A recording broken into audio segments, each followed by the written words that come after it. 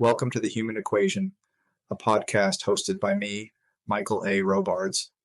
Here we dive into the intricacies of human relationships, growth, and resilience, exploring the challenges we face and the pathways to healing and connection.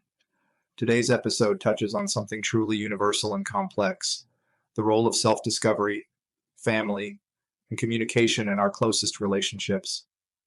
In this episode, titled When Love Feels Lost, Insights from Family Therapy and Beyond, I'll be walking you through the often deeply transformative process of reconnecting with a partner, even when hope feels distant. This article dives into the story of David and Elizabeth, a couple facing one of the most difficult phases of their relationship and family life. It's a story of confronting conflict, self-awareness, and communication as they grapple with the very real pressures of love, parenthood, and healing. Before we dive in, I want to share a bit about where I'm coming from. I'm a father of 7, 4 amazing kids from my previous marriage, and 3 wonderful stepchildren, who I love as my own. I'm blessed to have a strong co-parenting relationship with my ex-wife, also a therapist, and her husband, who brings added joy and love into our kids' lives. My wife, Jessica, is my partner in every sense, my greatest supporter and cheerleader, and together our family is the heartbeat of everything I do. As therapists, our own lives and experiences echo in the work we do with clients. For me, seeing the common thread of humanity through the pain, trauma, divorce, loss, and ultimately through the power of love and connection is at the core of why I'm here. This belief in human connection, resilience, and the potential for healing is what I hope to share with each of you. Let's begin. What if the greatest challenge in relationships isn't the lack of love, but our lack of self-awareness? When love feels strained, it's easy to believe that the connection we once had is simply faded. Let's pause, but often it's not a lack of love that creates distance. It's a lack of understanding of ourselves and each other. Today, we'll explore this through the journey of David and Elizabeth, a couple who, like many, found themselves navigating the highs and lows of love and family life. In therapy, I often witness couples facing this type of heartbreak. They come in feeling like strangers, burdened by unmet needs, unsaid words, and often by an intense sense of isolation. This article takes us on their journey through the struggles and discoveries that come with reconnecting, healing, and understanding the layers within us all. Okay. Research plays a crucial role in understanding how we relate to others. Studies in family therapy and emotional intelligence, like those published in journals like Family Process, reveal that self-awareness is at the core of any successful relationship. 0.5's pause. It's this foundation that enables us to build resilience, to navigate challenges, and to truly grow together. Drawing on these insights, I integrate techniques in my practice that allow clients to uncover the deeper issues affecting their relationships. It's fascinating to see how, when couples gain self-awareness, it's as if they've been given new tools to navigate life's most complex challenges. Parenthood is a beautiful, transformative experience, but it often amplifies existing challenges in a relationship. For David and Elizabeth, the pressures of raising a child and expecting another introduced strains that tested the very core of their partnership. Parenthood shifts priorities, and without a way to reconnect, couples may find themselves drifting apart, losing the intimacy and shared joy that initially brought them together. When partners neglect to address the everyday frustrations that pile up, these small grievances can quickly become barriers, blocking the compassion and empathy needed for a relationship to thrive. Research into attachment theory, for example, underscores how a lack of relational awareness can escalate conflicts.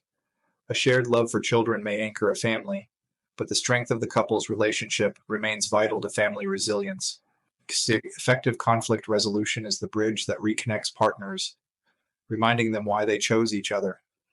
David and Elizabeth, like many couples, found themselves trapped in patterns of misunderstanding and assumptions.